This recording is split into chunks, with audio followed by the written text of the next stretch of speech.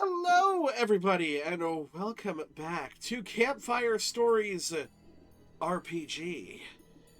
Yes, that's right, we're newly rebranded because we plan on going into a bunch of different systems. We currently have some Daggerheart and Cyberpunk Red in the future, so we hope that you'll be on board for that as much as we're on board for playing it. Uh, But all of this would have been known if you would have caught our last Curse of Strahd episode, which you should go ahead and do. It'll be uploaded to YouTube. Exact same thing, Campfire Stories RPG. But that's not where we're going to be going today. Today we head back into the Nine Hells, into a hotel in the middle of hell. And I try not to Has been? reference Has Been Hotel as much as I can, even though we do have a radio sounding demon named the Mouthpiece going on. But look, I made that character before I started watching Has Been Hotel, but it's Alistair vibes. Please join us by the firelight as we continue our story. And we left our story at quite an interesting moment where Cliffhanger. a little bit of a cliffhanger where our four lovely adventurers, newly christened the Mortal's Folly, which I love that name, each get their own individual rooms over at the Mouthpiece's tower, and come in to find that most of them were not alone. Allison, the girl who had basically started this entire campaign, met up with our lovely Ellie, just kind of sort of chilling in her bed. Again, if you're thinking like Has Been Hotel, think very Velvet vibes. It's real weird if you ask me. This woman's in my bed. I didn't even invite her. No, you didn't even pay extra for that service. No. Yeah, no, so she just came in for a little bit of an interview to find out how things have been going so far. Little bit shocked to find out that there's only 4 of them now. But said that the 20% probably won't affect her grade too much. We had the Booker follow in very closely behind our very own Sybil and lay down less information and more vibes of, you know, scratch my back, I'll scratch yours kind of thing, but nothing in this world comes without a price. And also dropped the necklace with the direwolf's fang that was last seen being carried by Lorelei. Sade was left merely with a note signed by just Kay that said, talking with you is a little too much too soon, but I do eventually want to speak to you. And the K behind that letter, Kara, appears exactly where we're going to pick up, in Arlo's room. As she kind of has her hands up and makes a statement of both threat and like peace, so to speak, where she says, look, I'm here just to talk. Don't think about doing anything. I have dropped you once, and I will drop you again. Alright. What exactly are you trying to accomplish by coming here? I don't... I don't know. I... Look. When that fight happened, emotions had run high, and I think for very good reason. You all were not very good people. And, Debatable. Depends on your perspective, I suppose. well, I guess so. I guess history is written by the victors, right? Of course. Well, we did what we found to be just. And it hurt a lot of us to do it. A lot of us. Really, the only one it didn't hurt was like the guy who was coming after you. I feel Yeah, like, I figured it probably didn't bother him too much. yeah,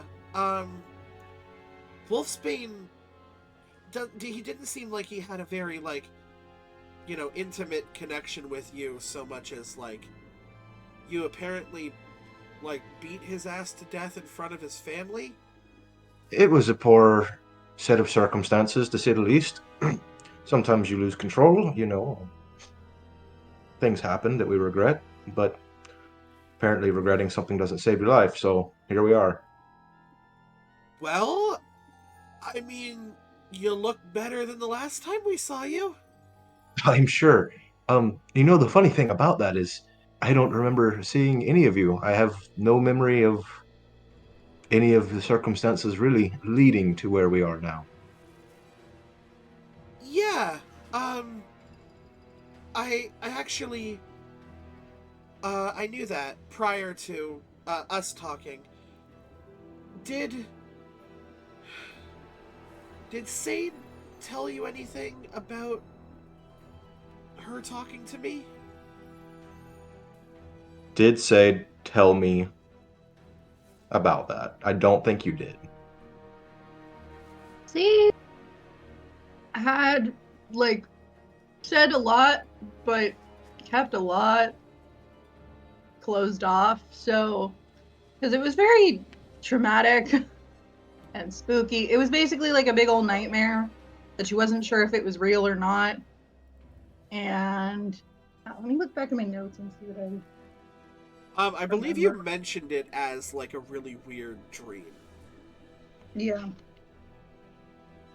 She told me bits and pieces of a strange dream where she may or may not have a conversation with you, but I don't know the minor details. Um, okay, so, how much time do you have? Well, we were all just checking out our rooms and going to rest for the afternoon, so as much time as you need, I suppose. Okay, then I'll go into a little bit of detail.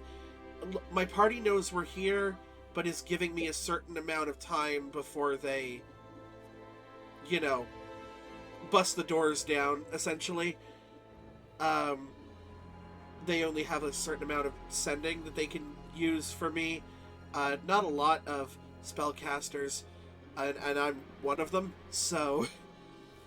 Um, I sort of turned to the gods after my sister had passed, and they had bequeathed to me some abilities, and those got stronger the more I adventured with my party.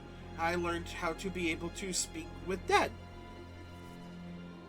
which is a tasking adventure in and of itself, but I just had a lot of questions because Sade was really, really close with me and my sister and just my family in a nutshell. And so I really wanted to talk to her. And so I did. And I asked her some questions because that's all you can kind of... It says speak with dead. It's mostly ask the dead a couple questions. But that spell name doesn't roll off the tongue as much. No, not really. And I got that from her answers that you guys were alive, but also kind of not because the spell wouldn't have worked. Um, We're in a and strange situation, to say the least. and you didn't have any memories as to what happened. Um, I don't like I can find out things about you guys, but it would require very invasive magic. I'm not going to lie. I could straight up detect magic, see if there's any spells currently cast on you. I could go into your thoughts and try and access your memories.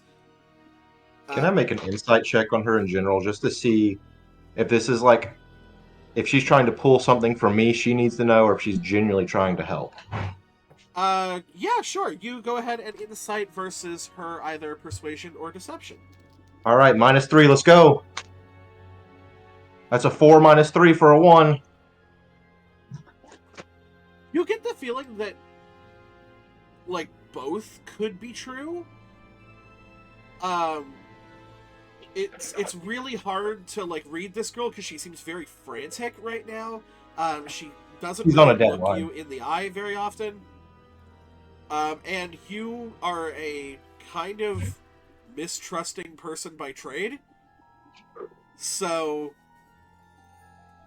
yeah, you do with that what you feel necessary. Well, I'm not too familiar with magic in general, but the only thing I'm really concerned about is answers. So, do what you must. There's not much worse that can happen to me here. Okay. Okay, let's try some small ones first. And you get this sort of pulse of what almost feels like moonlight appear from her as her hands begin to glow and she sends them around you and goes, okay. I don't get any spells cast on you. Nice sword. Thanks. It's new. Great. I hope it was obtained in nice ways. It was a gift, actually. Great. Great. Actually, that's okay. I was hoping. I mean, like, you know, adventurers loot for sure, but Of course. I seem to be the only person in my group that kind of hopes that maybe, I don't know, you guys having to be dragged through hell has taught you something, but also, you guys don't know what you did, so... That's kind of the difficult part.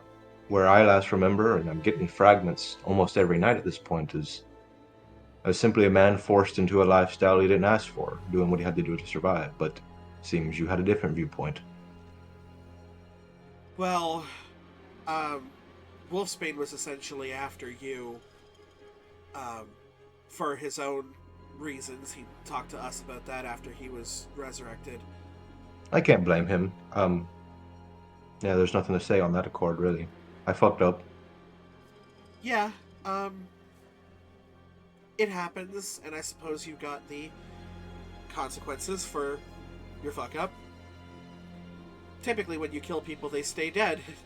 I guess that wasn't the case. Typically, this is a new one for me, but I you guess know, it I've wasn't the done case the for same you or thing. him. Yeah, he was brought back as a reborn, and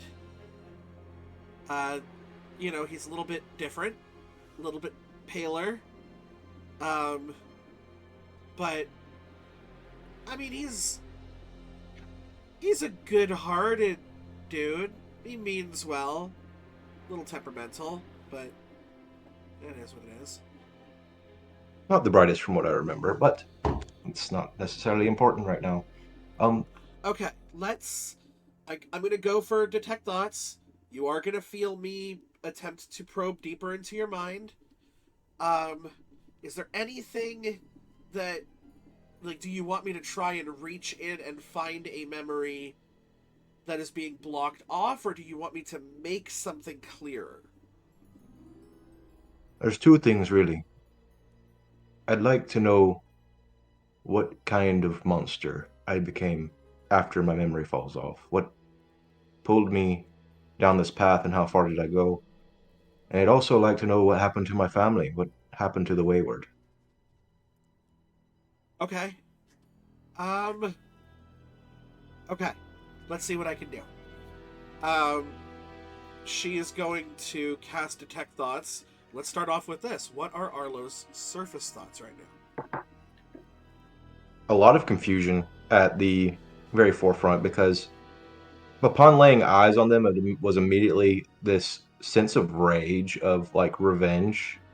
And then there's this thought in his head of, I never wanted to be a bad person. Maybe this is my chance to prove that I'm not a monster. And also the thought of, I have to prove who I am to get a second chance. You see when that initial, like, flash of rage comes up, she just kind of takes a step back. But as those thoughts continue, you see her body actually kind of begin to relax. And her face, there's a pang of sympathy there that, you know, you haven't really seen from anybody so far. She goes, okay. And she's going to attempt to push further in. Do you resist? No resist. Simple enough. She pushes farther in. She is going to attempt to basically pull at those two memories. So this is going to be a wisdom saving throw DC 20 on her part for both memories. Now, luckily, she's a cleric. She's a wisdom caster. And she's decently high fucking level. Good, because if I was making these rolls, it'd be auto fail. Yes. So she has a plus 10 to Shit. her wisdom saving throws. Maxed out stat plus 5, what do you call it? Proficiency bonus. Mm-hmm. So she basically needs a 10 or higher on both of these to succeed. So which one do you want first? Family is more important to him.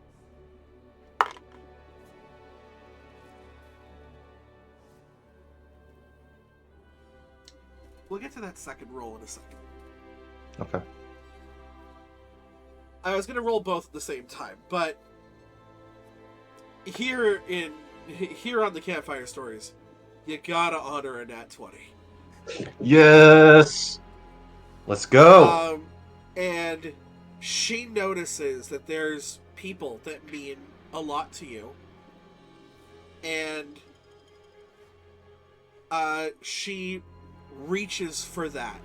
And for a moment, you know she's inside your brain, but you almost feel a grasp around your very heart as the two kind of neurologically click together, and she pulls you into this dream-like, like trance-like state where she can show you the memory. You see the man that freed you from your cell, sitting down and having kind of like an afternoon coffee with your parents. Your parents look distraught. Your mother is on the verge of tears. And she goes, there has to be some other way that... And he goes, I'm afraid not. Look, you say your boy is good, right? Good and bad is subjective. He was doing what he had to do to get money for you guys, for himself, and some shit went down. You know, happens. So, we're gonna give him his punishment. We're gonna give him his comeuppance. But it might not have to be the end for him. You might see him again. Because, and your father kind of puts his hand on your mother's shoulder. What are the odds? He goes, you don't want the odds. He goes, he can do it. I know he can do it. So you listen to me. You better not take any sort of pleasure in what you're about to do. You do it for business. You don't tell us shit. And every day, we're gonna set a place at the table for him. He's gonna come home. And he goes, I won't lie to you and say that it's impossible. You have a lot of cold coffees. He gets up. He walks away. Kara, kind of in this spectral, almost astral form, looks over at you. You know, I think your dad's right. I think you got a coffee to go home to. That's all I want. That's all I've wanted since I woke up here. I think I've seen enough of this. Okay, what became of you, right? What did I turn into?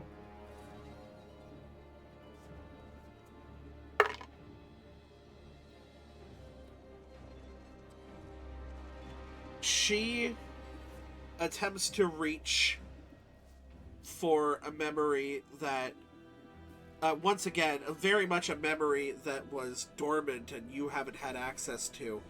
And she's trying to pull at it. It looks like her form is physically trying to pull this thing, but you know that this is her soul, her mind, basically trying to do this. Right. And you feel like she used most of her ability to show you this one and is unable to reach the other memory. And she goes, I'm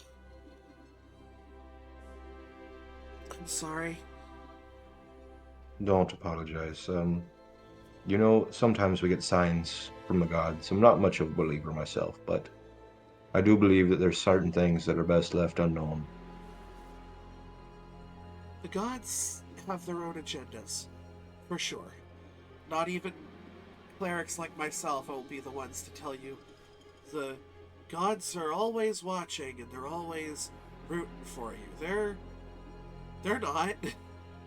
You know, they have their own agendas. I know, we're all practically ants to the grand scheme. They don't really care either way, as long as they get their devotion, and the cycle continues. But you said you were having, like, dreams, right? Like, of memories starting to flood back? Yeah, just about every night now. Can you think of the most recent one? The one that's freshest in your mind? Yeah, do you want me to say it aloud or just focus on it? Just focus on it. And I will close my eyes and begin to focus on me crouched in that basement, waiting, stalking. Sort of instinctually, you go to open your eyes again, and you are back in that basement, but you can see you. And you can see the girl coming down. And her face is still a little obscure, and her voice is still a little bit muffled. And she goes, "Okay, now, clearing things up. That's my specialty." And as she goes to yell out that name that you went to focus on, but were so focused on your job at the time that you couldn't do it, now from the outside, you hear her call out the name Malik. As if she's asking if Malik is downstairs. Does that name mean anything to me? Not really. Okay. Not very much a man of names, but the name doesn't stick out to you very much. But that is what... Basically, the scene goes on long enough where she's like, "Oh shit, yeah, I can clear this up." And by that time, that's the name that you get. Okay. And she goes, "I hope that helped."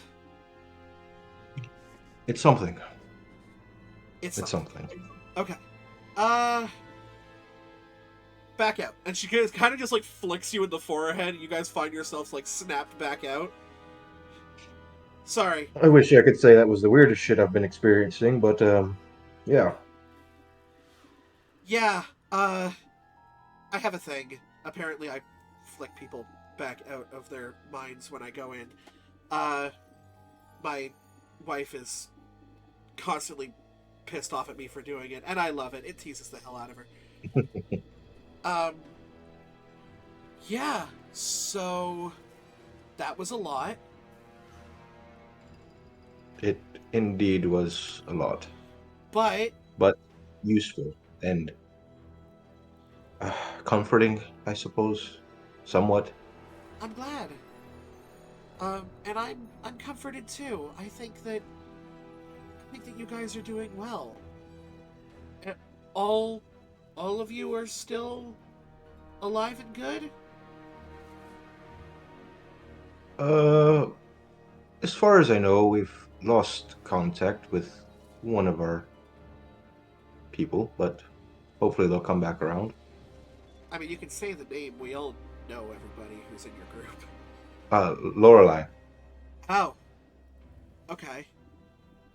I can't see Nobblebomb being super mad about that.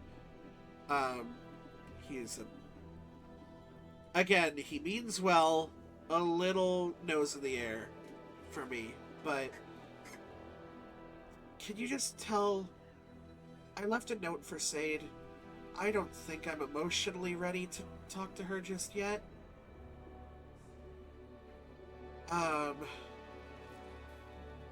Just let her know that there's someone out there rooting for you. I will do. And thank you. This is not exactly what I expected for my afternoon, but it's a pleasant surprise, and hopefully I can redeem myself from the monster you had to slay. Hey, that's the best case scenario, right? Everyone ends up being a good person at the end. That's the goal of this whole little fucked up project we're in. Plus, I mean, If you could, we murdered 5 people. We're not much better. if you could do me a favor, if you're returning, I'm sure the words will fall on deaf ears, but give Wolfsbane my sincerest apologies, and that I wish that he had been able to raise his child. I will.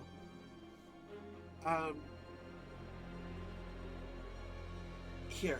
And she takes off a piece of jewelry that she has, just a necklace that's around her, that just kind of has a symbol of like a twilight sky. And she's like, you determine when she's ready, and just let her know that I'm here. I will. And I'll make sure she stays safe for you. And she kind of puts it in your hand and closes it, and kind of lingers on, like, holding your hand for a second. She smiles, and you can tell that she's having a conversation right now, actually. And she goes, "Sorry, I know I'm talking to a different man than the man that I fought. I can't wait." Till then, Okay. How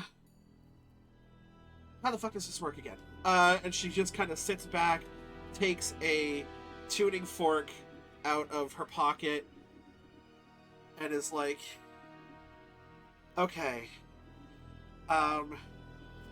Swipes magic left, right, and up, and kind of rips the tuning fork in half to form a spectral door that she goes, "Might see you again. Who knows?" I look forward to it.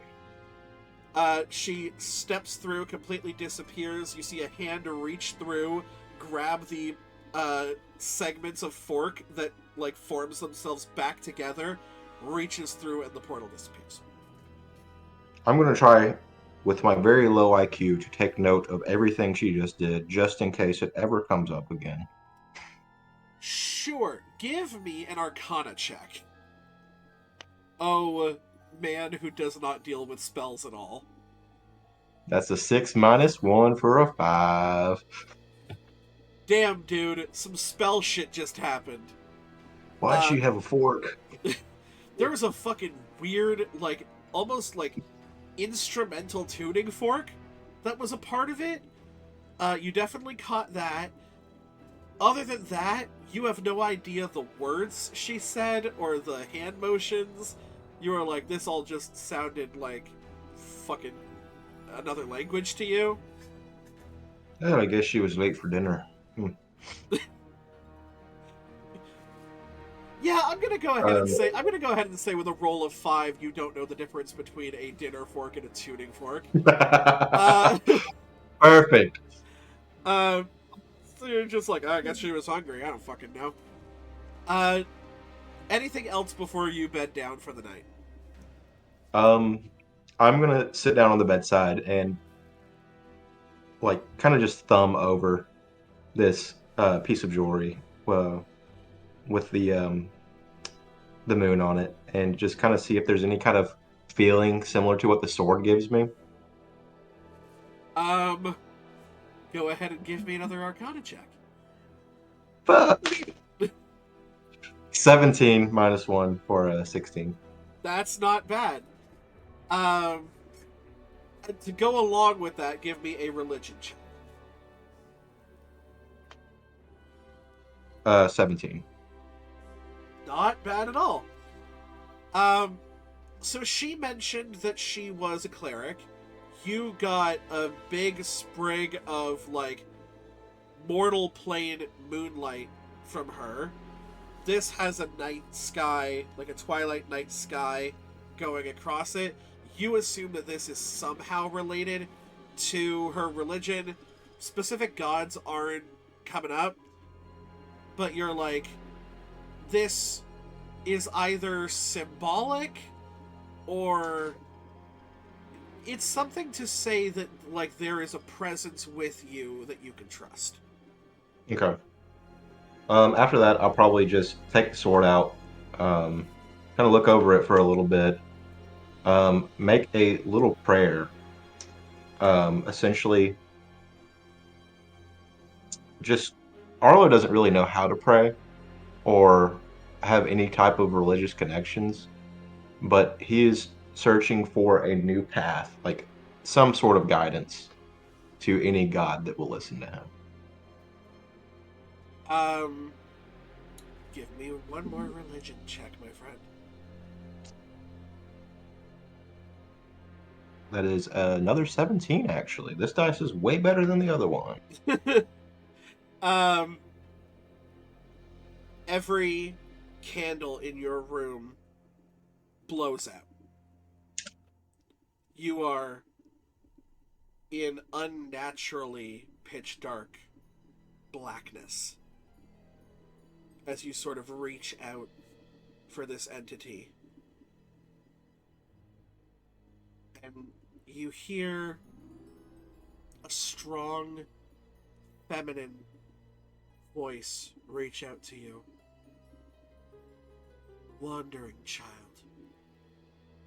what have you lost? Everything. And how will it make you better? I can start anew.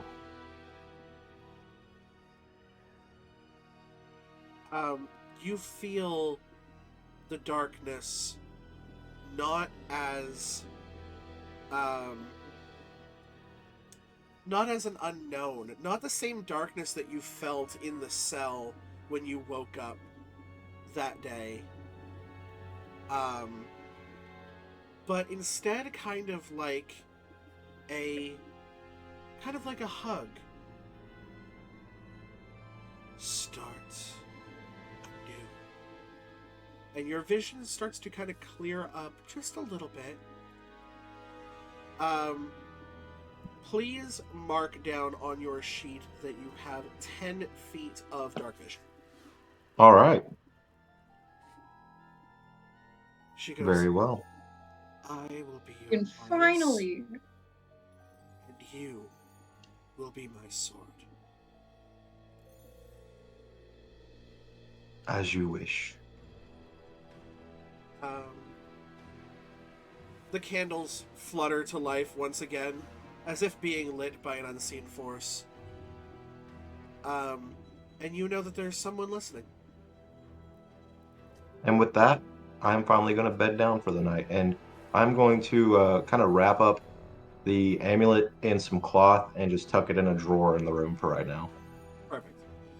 Is there anything that anyone else wishes to do before bedding down for the night after your various interactions with people and after they've left your room? I think that Sade will just look over this note like 100 times, like hoping to find a clue or something. And I assume she doesn't find anything, and that's okay. And she just wants any information and eventually falls asleep, clutching the note on her heart. Yeah, you try to find some hidden meaning. You try, like, circling the first letter of things, hoping to find some sort of clue. And all you have is a note from an old friend. It seems a little colder than you remember, but not fully. There is still something at the end of this note that says she wants to talk to you. But you think about that very traumatic experience with the Speak with Dead spell. You realize that it was probably very traumatic for both of you. And just now isn't the time.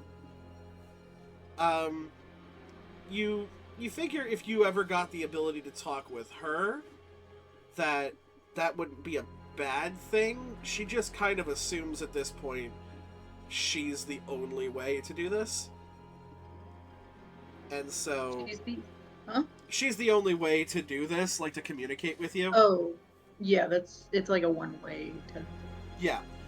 The other thing that you get from this is you don't get the feeling that she's going to speak with Dead with you again. That, like, nobody enjoyed that.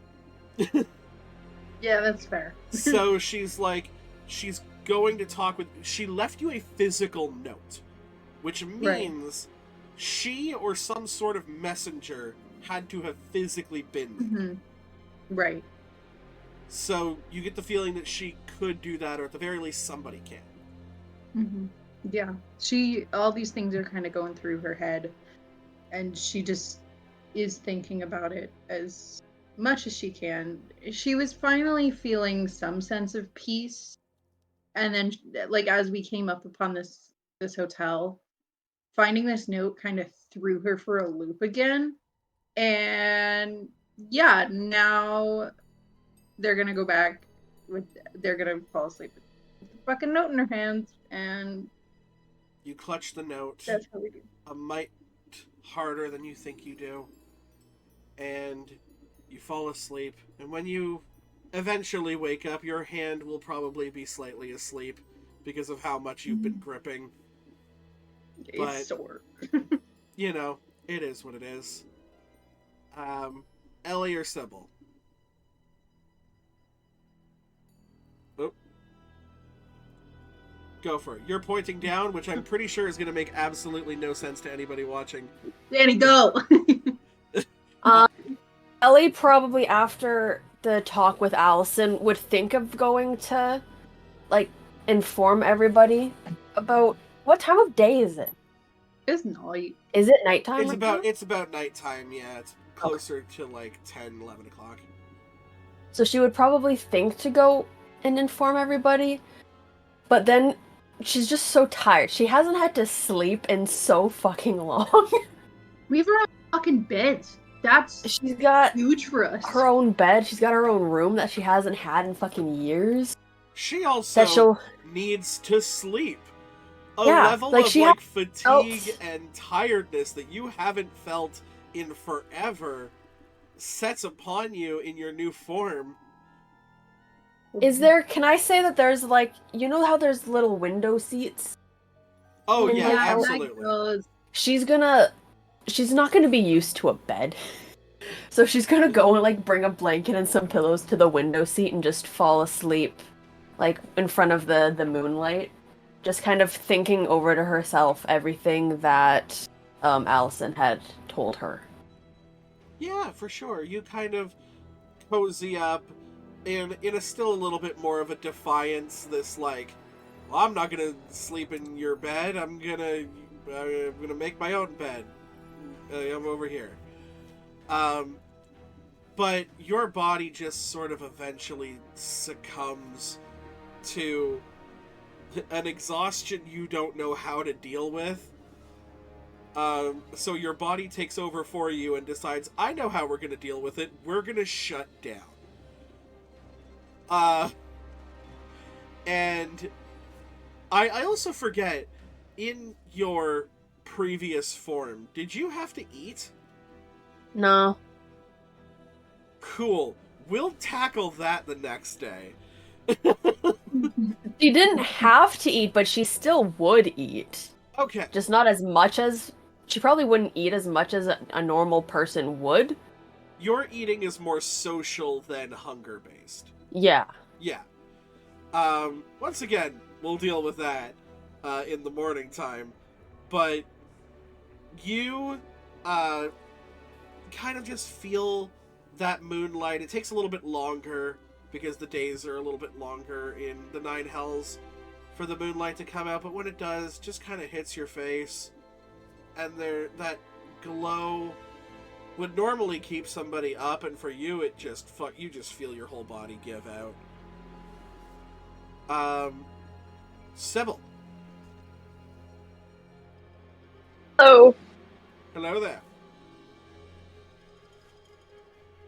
that was a lot for everyone. So I'm so glad I didn't have to deal with any of that. No, you just had to I deal think- with the booker showing up in your room. Worse things have happened. I think Yeah. she is in a little bit of everyone needs their rest. They can deal with their issues in the morning. She does hang on to the necklace, and she kind of like puts that in her pillowcase because there was a lot of the last conversation that her and Lorelai had was like there was a kinship between them, and they never got around to fully discussing that similarity. And so there's the confusion with that and the curiosity of what could have happened. But yeah, she'll fall asleep pretty easily, honestly. She is enjoying having a bed to fall asleep in. Yet finally having just like, it's not a couch, it's not a floor, it's not another couch. It's just a full fucking bed. The mouthpiece does not skimp on the luxuries. She's very much a like constantly sleepy girl, so it's great. And you just absolutely sink into this, like, if hell could have a memory foam mattress. Remember, one of the sins is sloth. So, they would love That's for true. you to have a great and long and deep sleep. That is what she plans on. And, you know, for a moment, you're like, was the booker, you know, giving me a proposition? Was he threatening me? Will he kill us all in our sleep? Who knows? We'll figure it out. All tomorrow's problems. That's tomorrow Sybil's problem. And sleep takes you as quickly as you'd love it to. Perfect. The morning time comes. You are all very well and long rested. There is kind of like a viewing screen if anybody wanted to just like look up news or anything like that. There is also a note for all of you talking about a complimentary breakfast buffet that happens on the top level. Honestly, the best part of any hotel. Yes. Oh yeah. Ellie goes there immediately. Ellie, you don't notice anything else. Like, you have this note, and you're like, breakfast buffet, and a gurgling noise reserved for the most hellish of beasts erupts from your stomach, and you go, oh, I need this. This is a need. And I would like, love to shut up around. I'm not even gonna make people roll for perception checks. You guys know essentially you're all in like the same row, and you can hear one of your neighboring doors just like fucking burst open. I rush out.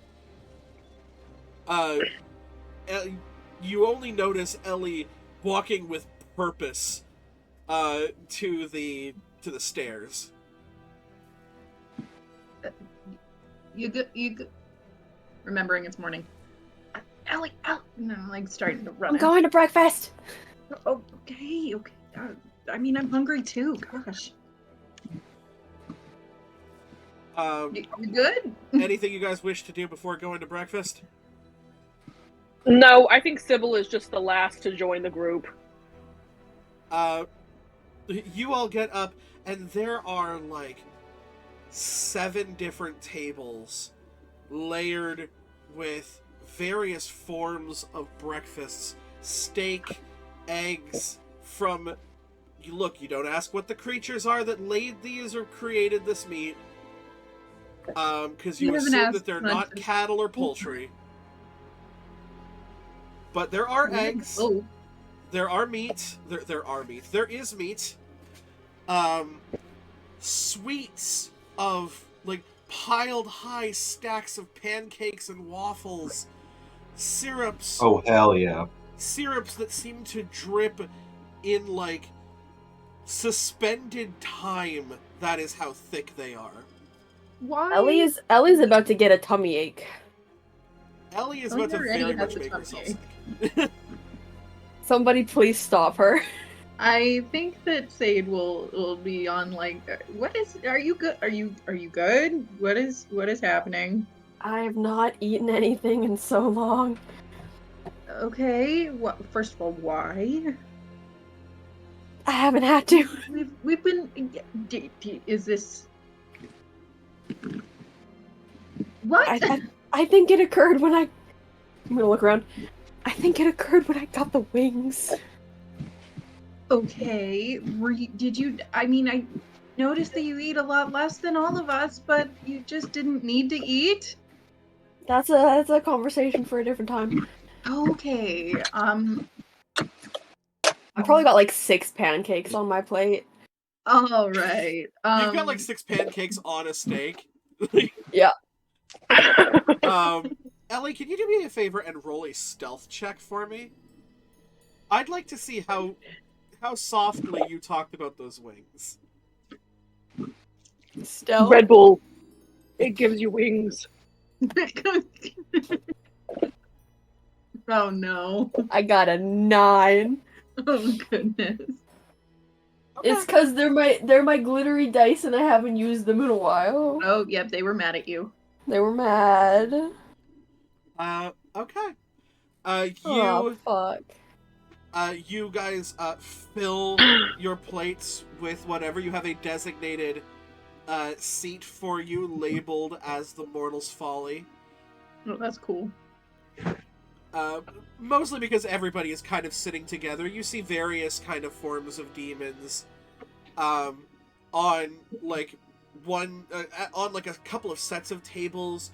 You see these absolutely barbaric looking like savage men that are just like have not taken any utensils with them to their plate, like to their seats, and have just started mowing down on these and burping and like telling stories of how they beat the shit out of somebody the other day.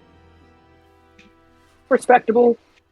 In stark contrast to that, you see next to them of various colors a group of like demonic humanoids with shaved heads that all seem to be eating very, kind of delicately and almost in unison. Like, oh nope, it's a nope for me. you'd be forgiven for thinking hive mind, but you look at them long enough to notice that there are, one picks up a napkin to dab their face and the others don't. Okay. You get the feeling that these guys are just very much in sync with each other. And that there is a spot at the head of the table where no one is sitting. Vibes are off. Shit. Seems like this might be some of the people we face in the future. Oh, that's not Sade's voice. Try again. For the tournament. That's right. Exactly. And I've been thinking on it, and probably would be in our best interest to do a little bit of training. I agree. That probably makes a lot of sense. You're looking for training. Behind you Oh God. stands about a 6'5" bald man, same uniform as the ones over at the table, kind of eating in unison, but different color belt around his kind of traditional gi, and kind of has his hands in his robes, bright smile on his face. My apologies. I have been known to walk swiftly and without noise. Very impressive. My name is Master Paishen. Pleasure. Name's Arlo. And you did hear correctly. We are looking to do a little bit of training before the tournament comes around. Well, I would be happy to allow you to use our training grounds if you would like. We would absolutely love to fight our opponents at their highest strength. It sounds wonderful. What a kind offer. Thank you. Not at all. You'll see my students over there preparing as well. Healthy breakfast can also help one prepare. Looks over at Ellie's plate. Looks at my now 4 pancakes and half steak. As this Vanellope von Schweetz gremlin over here is just like, yeah, healthy breakfast. He says, I teach full-time at the Monastery of the Bleeding Bastard. What a name. Yes. Well, it is named after,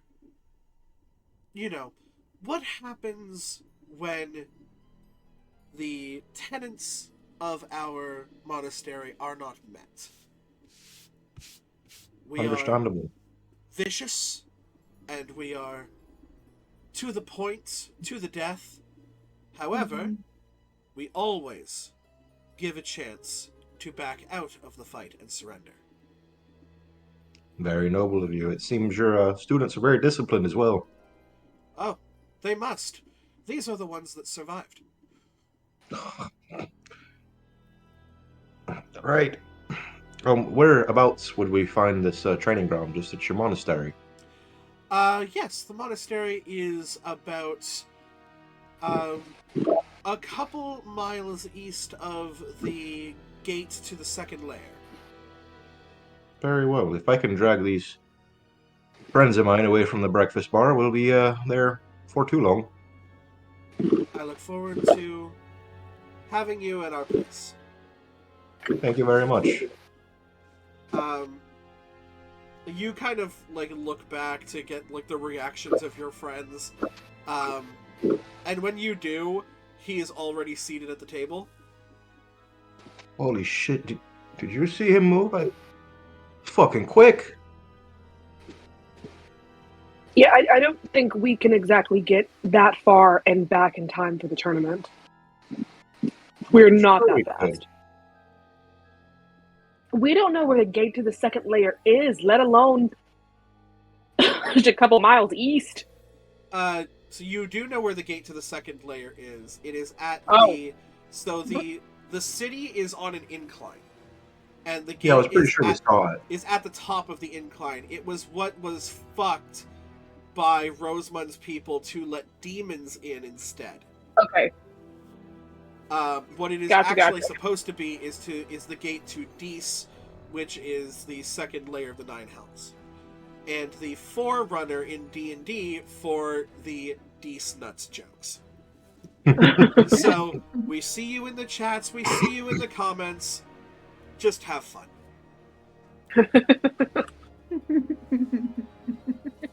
So, any objections to a little bit of training then?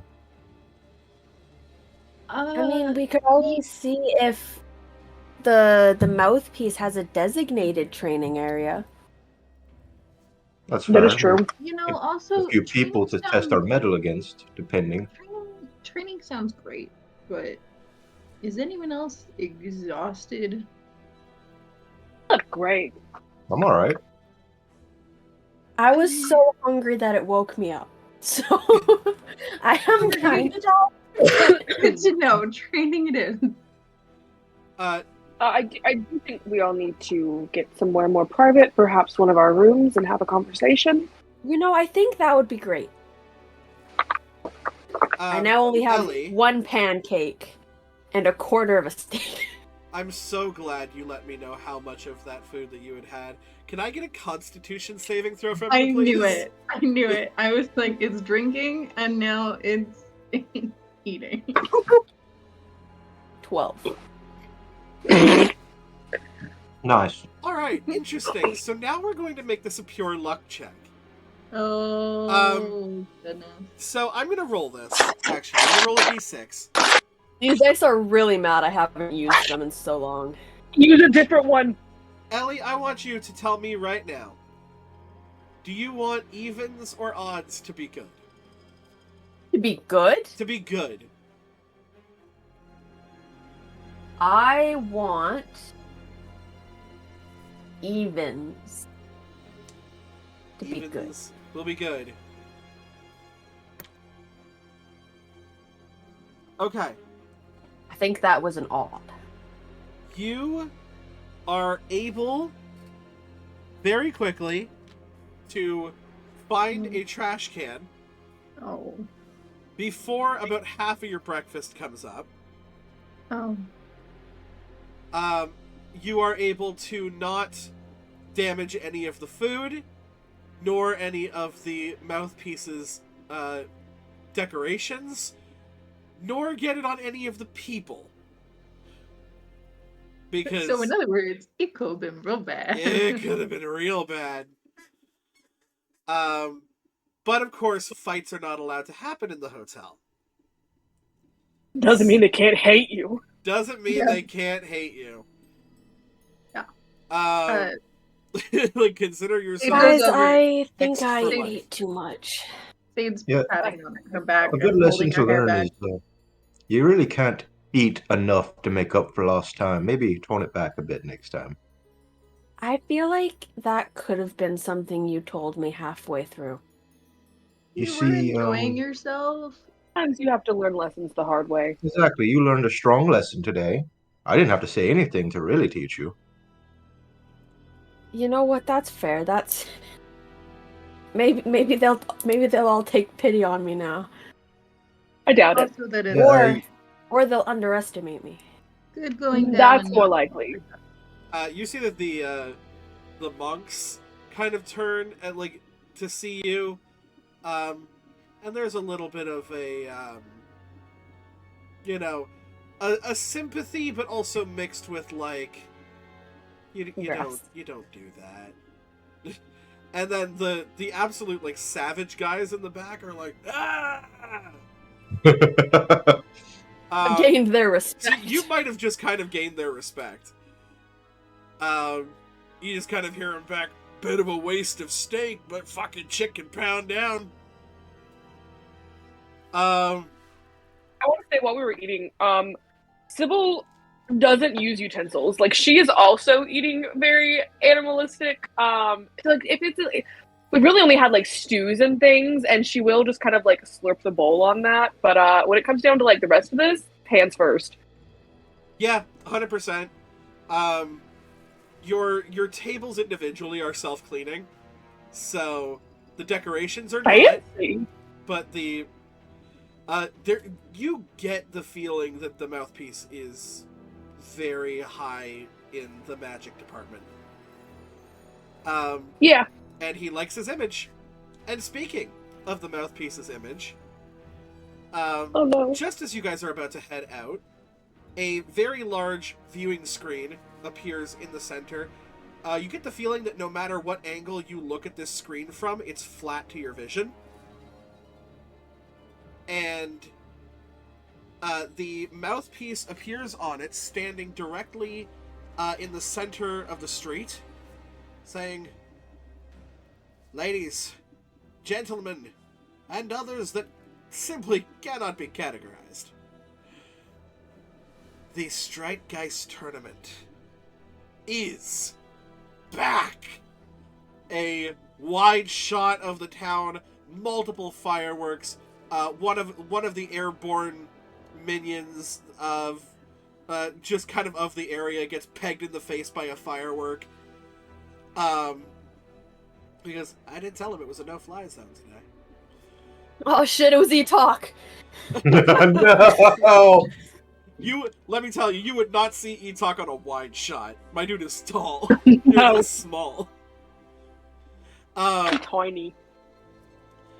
And as they do, fireworks seem to take shape of different people.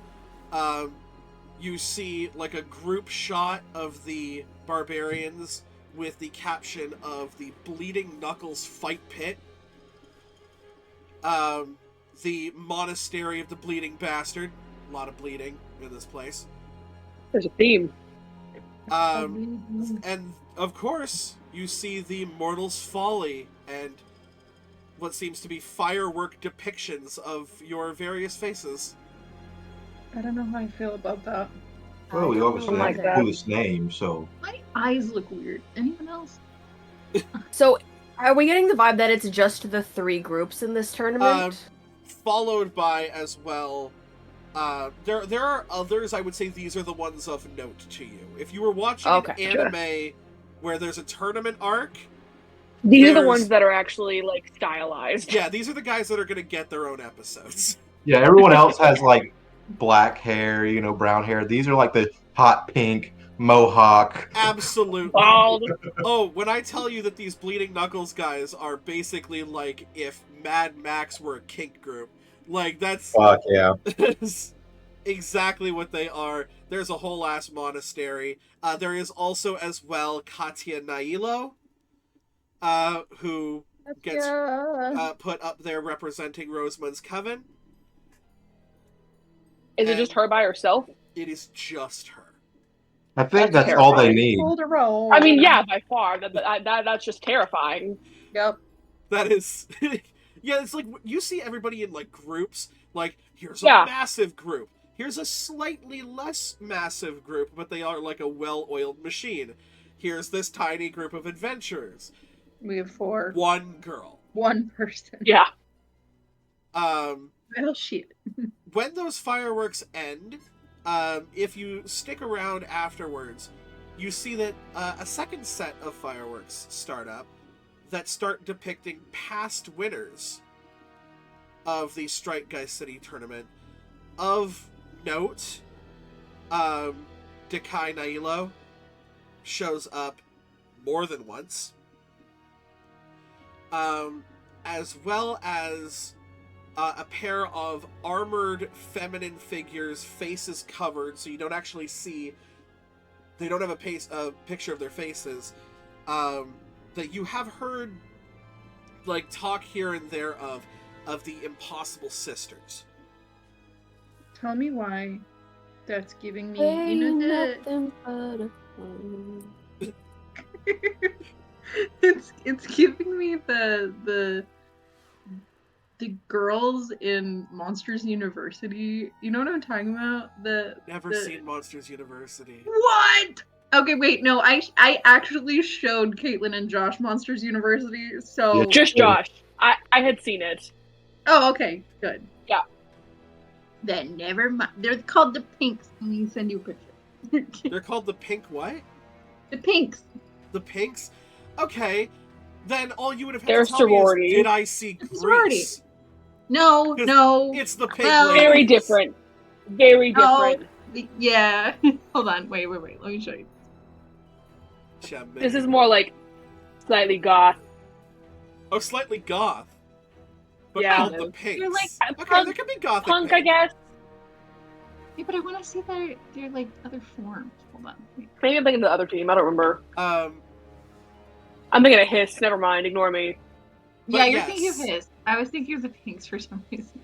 and then the very last person to come up, and therefore the very first ever winner of the Strike Guy City tournament, you see a very young-looking version of the Mouthpiece.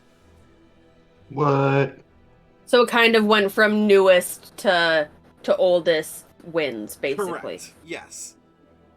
In order of most recent to first.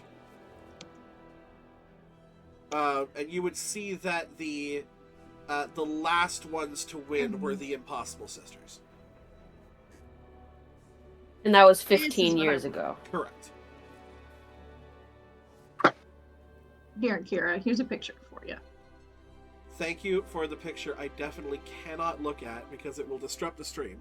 But I will watch it. I will look at it afterwards. Isn't it doing the thing? Okay. It's not doing Um, the thing. And that is what you guys get before you make your way to one of your rooms.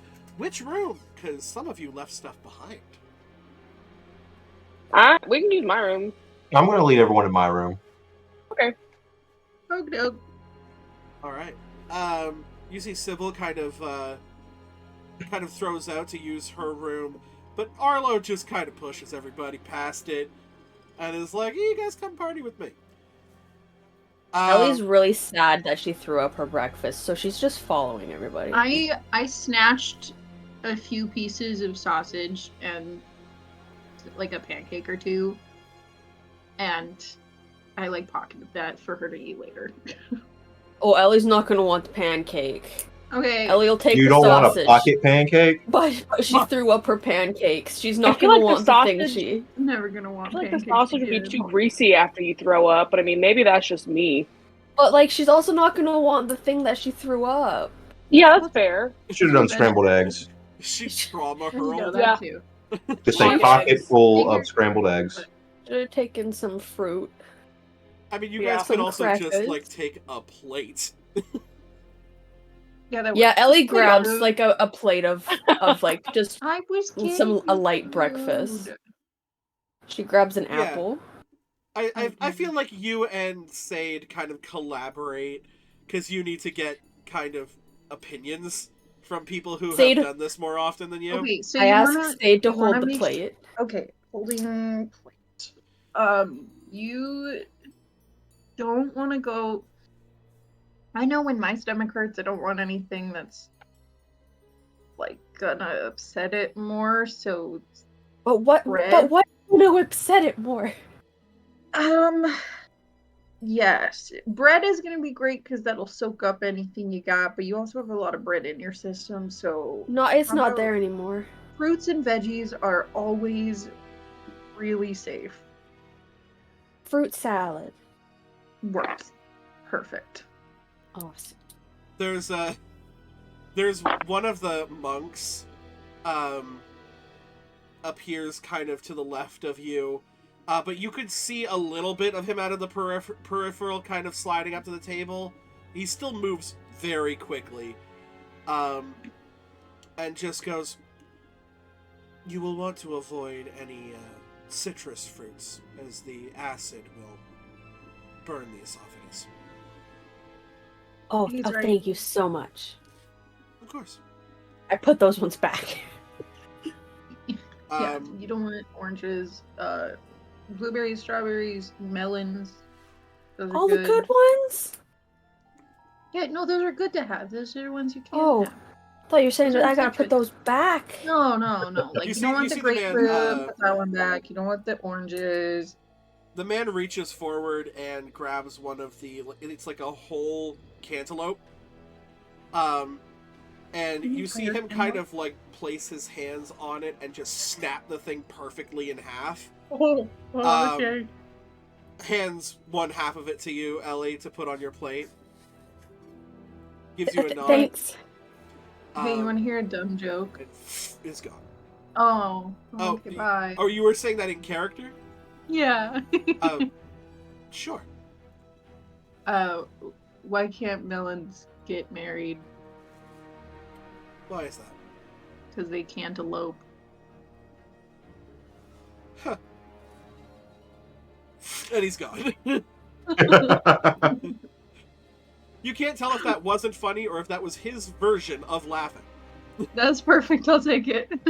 Ellie also grabs a tea. Oh, that's a good idea. Yes. You grab something labeled Everhot tea. It That sounds like my it is nightmare. tea that does not cool down. No, Amazing. that's my nightmare. See, okay. It Mixed stays feelings at the about this. perfect temperature. Yes. That's what it needs to do. Yes. Because if it's not, it would be sad. It's not like boiling water. That's it's- what I'm used to. It's at the perfect temperature and it stays there. Yes. You All grab right, now this we're in plate, Arlo's room. and now you're in Arlo's room. I'm sitting there crisscross applesauce eating my fruit. Eating your applesauce. Awesome. Crisscross with my Oh. applesauce.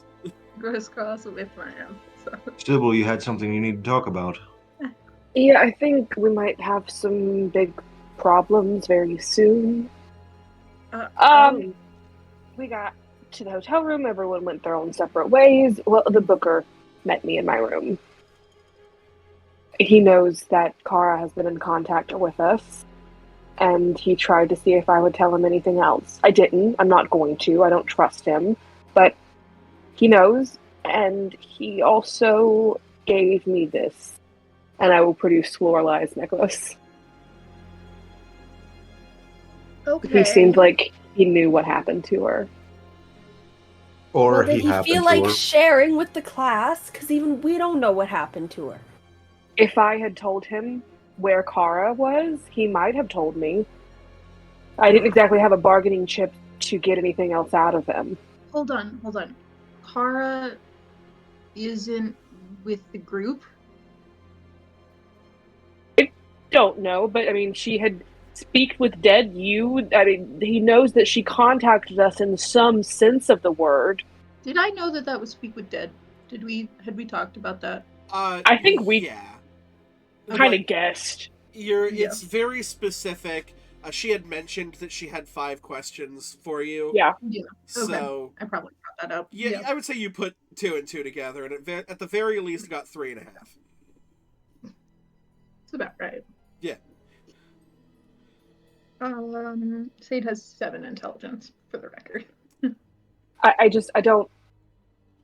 I don't necessarily want to make an enemy out of him. I don't want him as a friend, but an ally wouldn't be the worst thing. No, you're right. And Yeah. he knows that I lied to him and that I knew more than I was letting on. Okay. May be best if we try to avoid the Booker from here on out. He is powerful and Agree. do us a favor, but I also have a teensy bit of something to share. I'm going to walk Do over I, to the once dresser Arlo's done. and pull out this thing wrapped in a cloth. And I'm going to walk over to Sade and just put it in her palm. Kara actually was here in my room last night. Sybil's eyes start bugging out of her head. So do Ellie's. Sade is just barely hanging on by a thread. I know it's a lot. I was very confused. We had a long conversation. They were a bit reserved in the sense of what they were trying to accomplish, but they helped me dive into a few of my memories and gave me a little bit more information. Apparently, the group that had slayed us allowed this to happen, and she wants us, particularly Sade, to know that they are rooting for our reformation. Or at least she is, not all of them.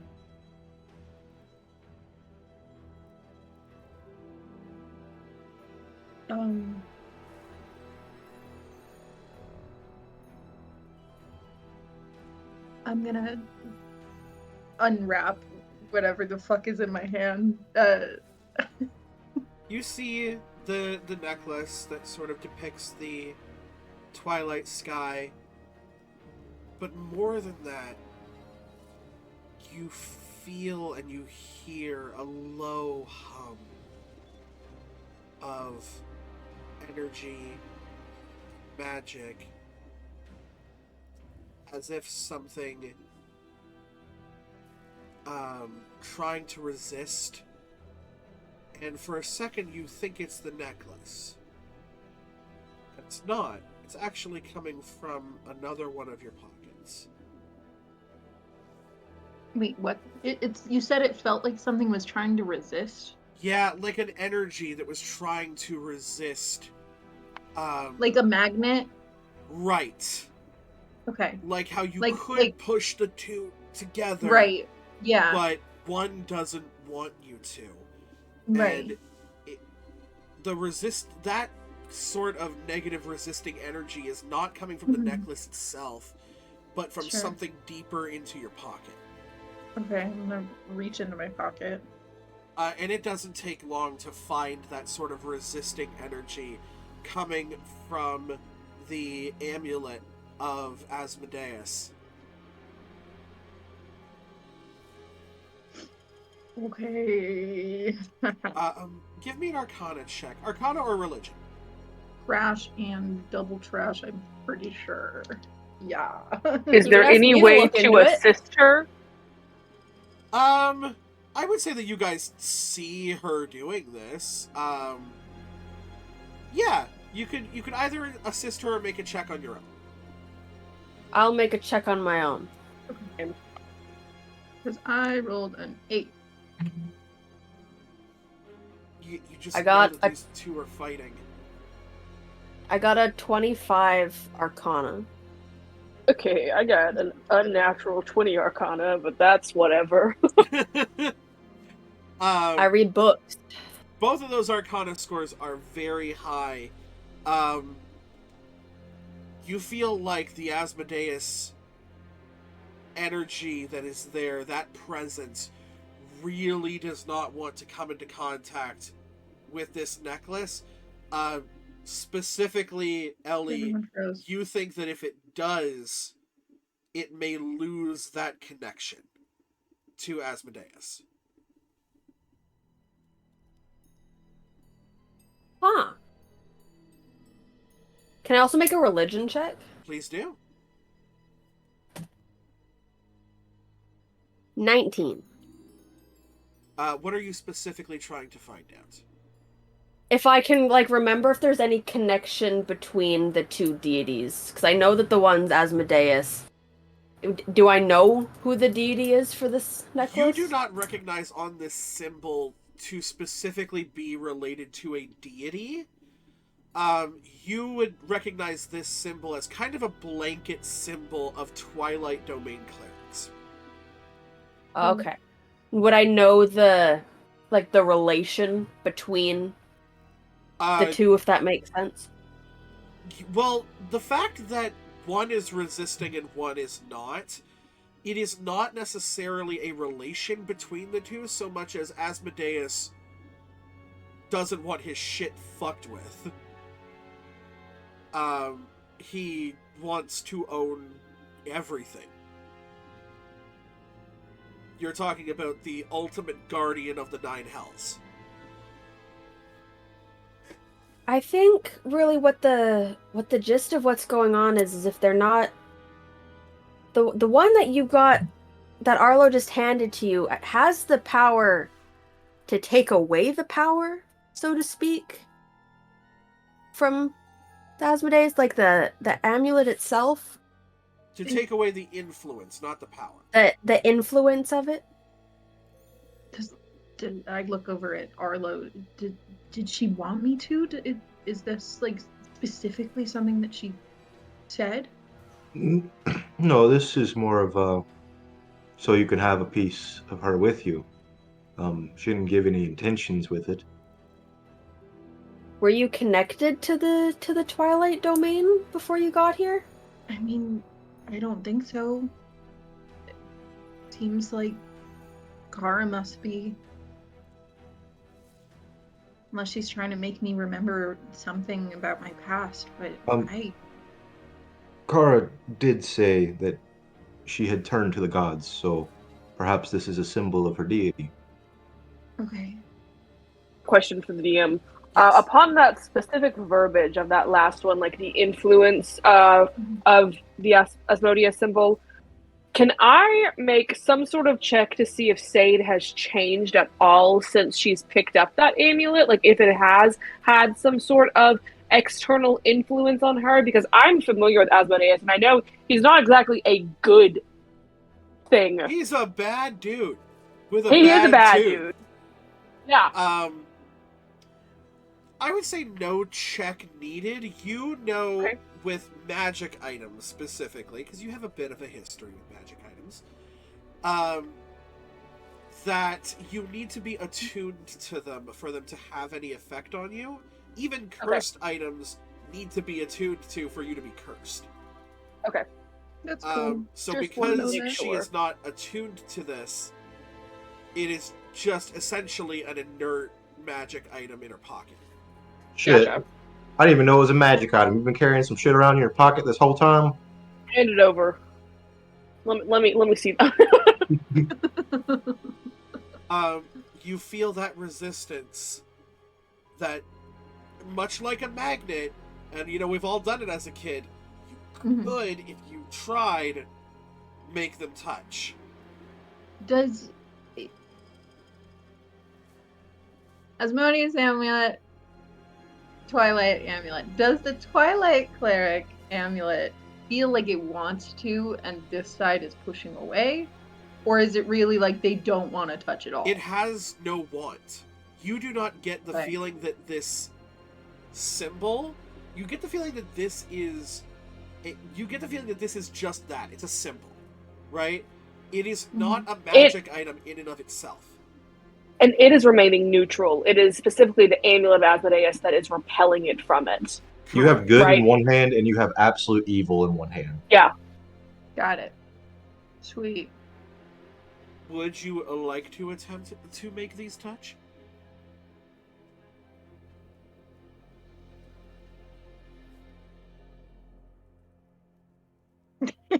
Ultimately, it's up to you. You tell me what Sade would do. Can I ask a question? I don't know if Sade necessarily would know this answer, but could the Booker somehow be related to Asmodeus? That he would want this by chance and could use this as a bargaining chip, or anybody who makes deals, like anybody who is a higher up in the Nine Hells, at some point reports to Asmodeus. He may not report to him directly, and you get the feeling Sure. actually that he doesn't, being in the first level, or actually his home is the second level. But you get the feeling that he might not report to Asmodeus, you know, personally, but like anything he does gets run through Asmodeus with like the ultimate power of veto, essentially. Perhaps before you push them together and cancel them out, whatever you're trying to do, maybe have our more fiendish warlock friend here try to discern what the amulet actually does. I mean, you can. I Like, mean, like Kara's amulet? No, the other one. can I? Do any of you Oh, have I don't the have identify a- spell? I think we already No. have identified it because I have all the info as Oh to what yes, it did. because Like- yes, you actually did identify it at one point as an Yeah. amulet of the devout, specifically for followers of Asmodeus. Mhm. Did you want me to try and identify the other one? I would actually really appreciate that. Just to know a little bit, I guess. Yeah, the turn. Just give me like 11 minutes. Okay. In the while time he's of doing- the identify, I'm going to give all the information I can, other than the information of my memories that Kara bestowed upon me. So, I just, And once I'm done identifying this, I'll tell you what I learned last night. yes, do you have something? oh, I was just gonna say, I don't know if I well, I want to know. Forget it. I want to know what this amulet does first. So we get the kind of like fade to black, fade back in of Arlo explaining like 98% of the information other And that's than the what memories. And that's what happened last night. So you guys get filled in on everything but the memories. It just. All I got was a note. And I guess I understand that she needs time. I need time. Neither of us know how to feel, it seems. So, I can understand that side of things. I just was hoping for more, hoping to talk to her sooner than later. Well, keep proving that you're changing, proving that you want to be good, and I think she'll reach back out. Seems, at least from what I saw, it's not the most difficult thing for her to traverse here. She picked up some kind of a fork and ripped through space, and I don't know. She used a fork though. Do I know what A that is? fork? Do any of our Can- spellcasters want to go ahead and give me an Arcana check? Give Yes. me another 5 minutes. 22. 22 from Sybil.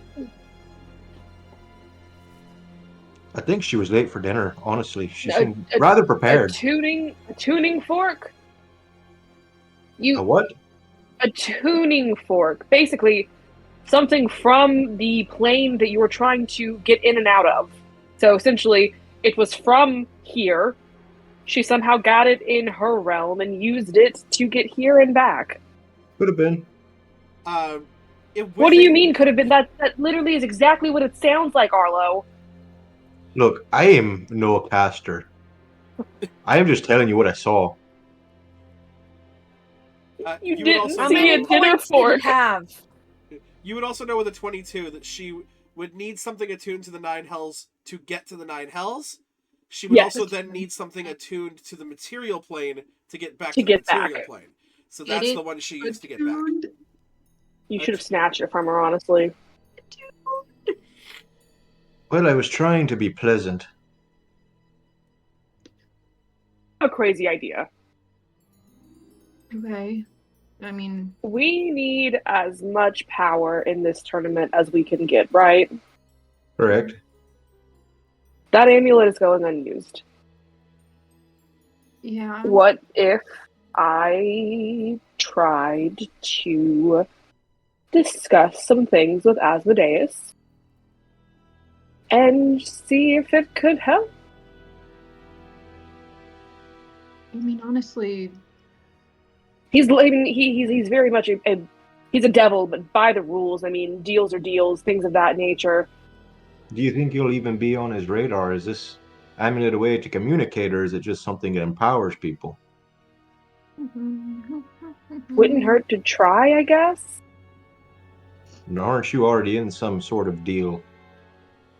Loose. A million plot holes with that one. And of course, Ellie, you would know because you identified the object, that it gives a boost to any clerics or paladins of Asmodeus. Never mind. oh yeah, sorry about that. Is No, it, we Currently, may- it is we just could, for though. Asmodeus. We could, though, trade it for something. That's what I was thinking. Maybe. We're in a severe lack of gear here. I do have this fancy sword, but my armor's a bit lacking. And I feel like, first of all, I'm sure there's plenty of people that are followers of Asmodeus here. And, or the Booker may, like, this may be a bargaining chip for him. I feel like we have just about We everything can. we need from the Booker. Yeah. The less we deal with Right, him, the better. But this could be a way to avoid him, in a sense. To I don't know if there is an immediate way for us to avoid him. Right, but if we say, like, look, here's an amulet, leave us alone for a while, like, I don't think trinkets are going to buy his favor. The trinket from Kara, maybe, but not this one.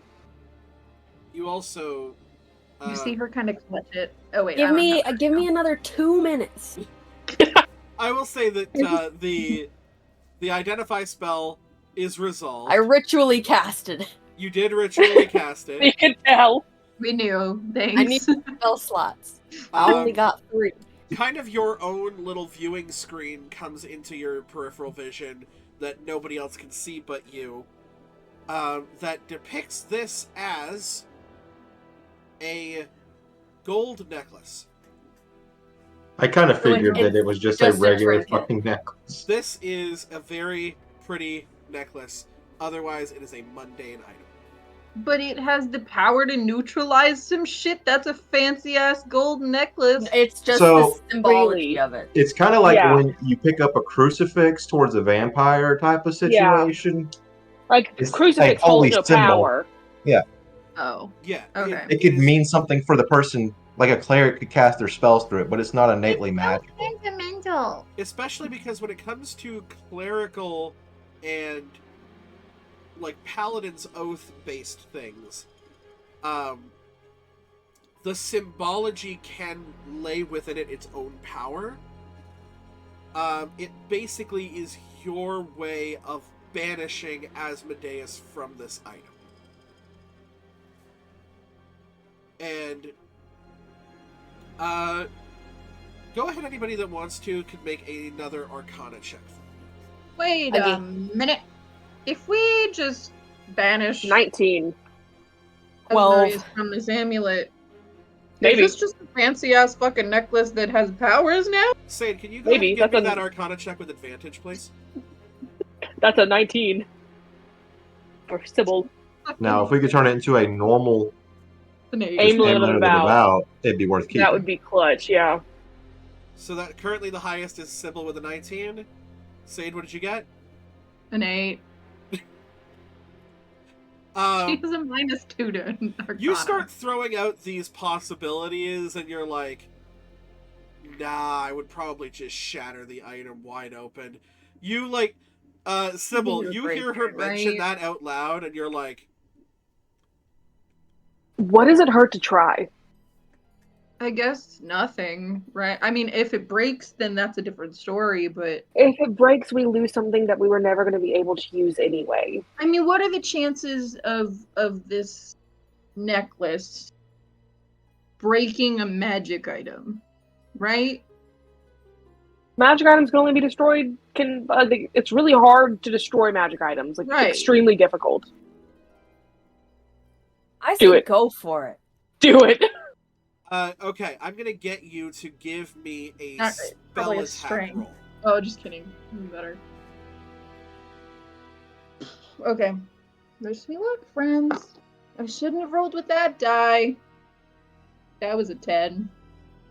That was a Can I 10. try again? You're pushing. Do you have anything that could make your situation better? I have lots of strength. Could I push it together? Do you want to just try like raw strength pushing them together? Oh, hey, wait. Does my I could rage. Does that help? Or I'm also a tavern brawler, so I could improv something. If you would like to fly into a rage, like you realize that like your strength I could of will, float it. you realize that your strength of will might not be high enough just yet for you to do this, and it's frustrating you, and you're like, I'm not gonna know if I don't try. If you would like to fly into a rage and give me an athletics check with advantage to just fucking brute force this thing. Yes, please. I'm gonna Please try with my do. first dice this time. So bad. Just so bad. An 11. With advantage? Oh, the 2 and a 5. Okay, throw those dice out. They were different. Well, now they need to be different. Unless you Yeah. can find a way to modify, or your friends can find a way to modify your situation.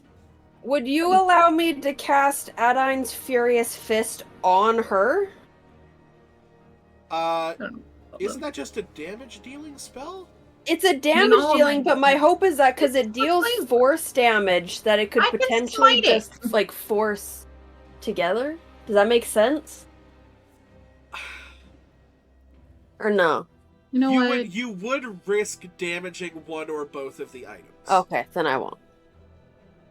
I will not. Someone I'm gonna be punch real with me. you. I'll try again. I'm a motherfucking fighter barbarian. There's not shit I can do here.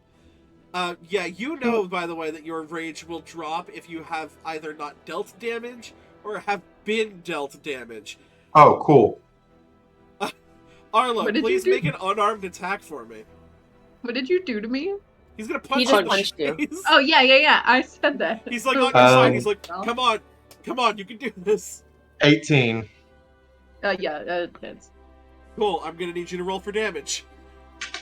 He's got tavern brawler just like me. Oh, I have Yeah. something much worse than that. However, I rolled really low, so you only take Okay. seven points of bludgeoning damage. Great. 7 points of bludgeoning damage. Your rage is Can I still just try up. again? Give me an Can I keep athletics trying? check with advantage. Oh my god, please roll better. You keep Okay, doing already this that's until Josh slaps you better. unconscious. There we go. At 21. Yeah. Thank God. 21. I can help. So you're trying to force this together, and Arlo, you know a rage-filled beast when you see one, and you're like, "Come on, champ! You got this, champ!" And you finally push this together, and it almost feels like that force immediately goes away, and your hands kind of God. collide into each other. And Ow. Can I take a point of damage for that, by the way? Also, you're raging, so make sure you half the damage that I said. Oh, thank you. oh yeah, because it's bludgeoning, so 7 half to 3. 3.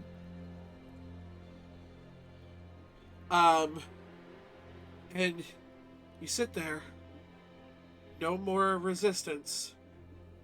You look back at the amulet, no more symbol of Asmodeus and instead replaced with a symbol of a twilight sky. I was wondering if they would smush together.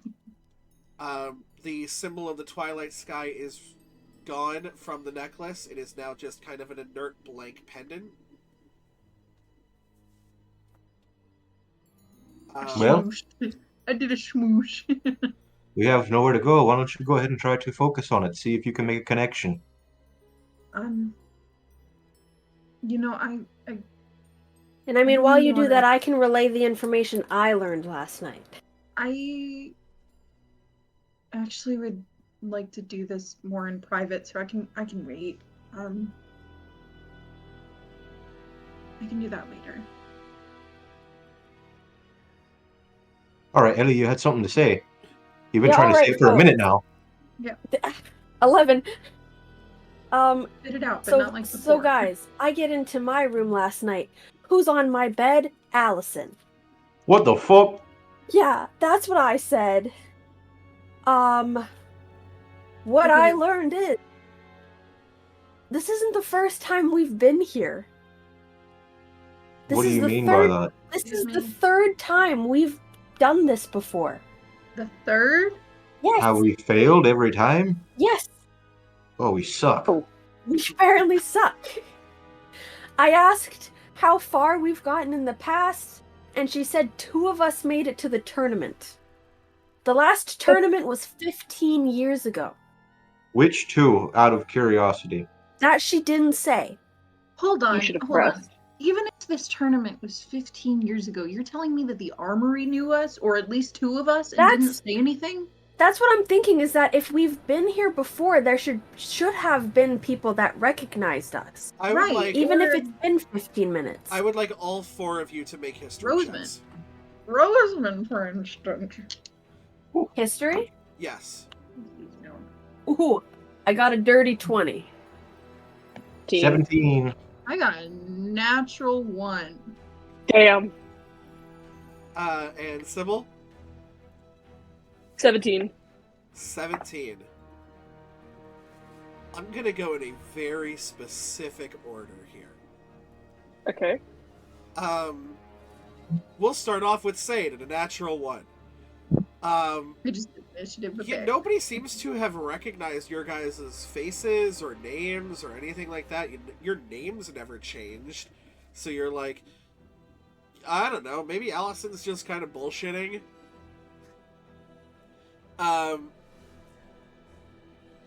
Arlo, you remember Rosamund specifically mentioning a warrior that you had reminded her of.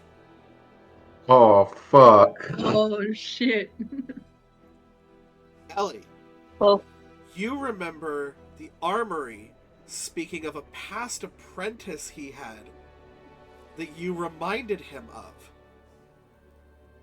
And I made a half-handed comment that I could be his new apprentice. Yes, you fucking did. me and you died, Sade, so, Yeah, apparently. Oh, hell yeah, it was me and Or, Arlo. but you Hell still yeah. got- You sit there for a second, Sybil, and you remember those 2 speaking to them, but that's not part of the tournament. It's adjacent, sure, it's in the same Right. city. They could have been in separate places at the time, but something clicks different with you. And you feel the urge to get back to the first floor, the top floor of this building. Something is there. You thought you saw it. You need to get that last little definition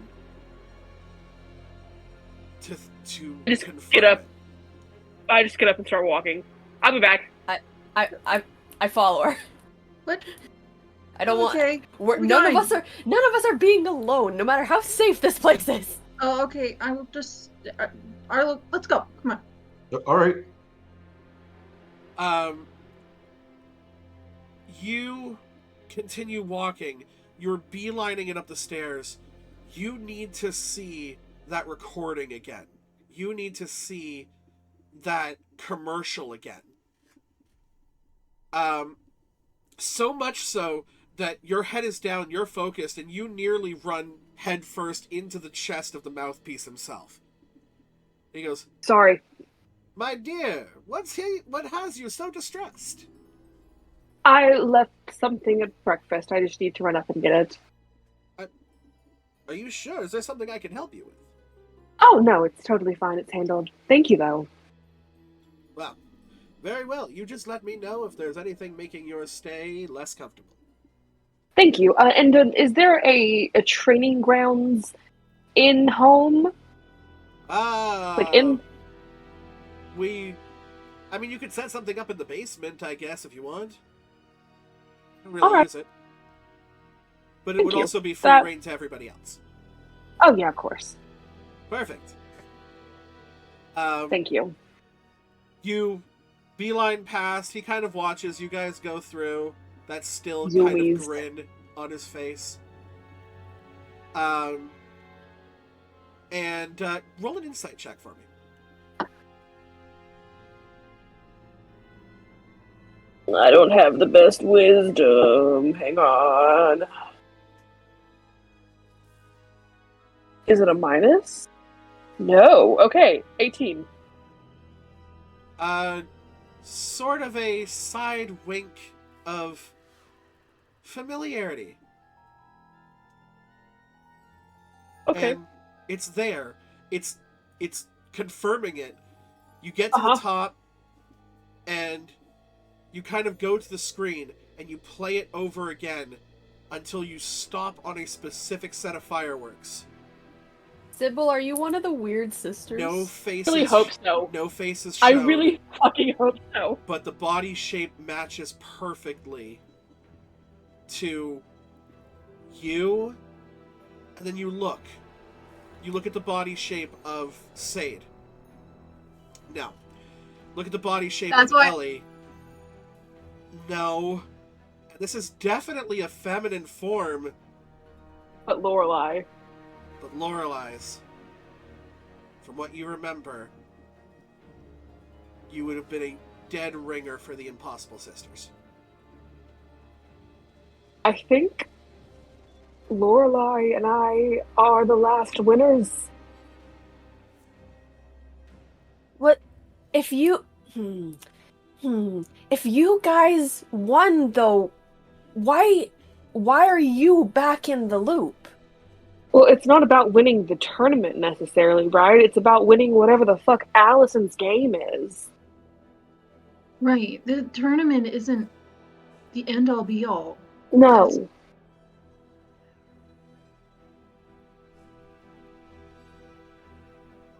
That doesn't mean that if we win this, we're not out of this.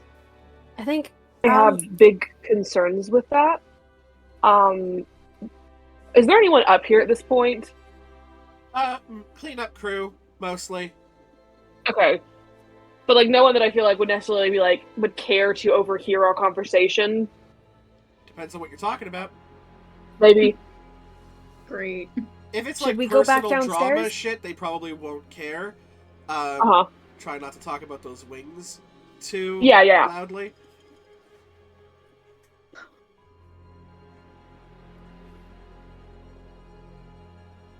Allison said only 2 of you made it. no, apparently only 2 of you. Yeah. Well, no. Well, I have a really bad feeling that if Lorelai and I had split off, we were probably not the good ones. wait, you think that even if we didn't make it to the tournament, we still might have been here in like the hells somehow? That one is for certain. Like we couldn't have just. I thought Arlo said that when he died, that there was just nothing after this. I thought that's what you meant. The first piece of information we learned about the sisters is that they enjoyed killing people in the tournament. Yeah.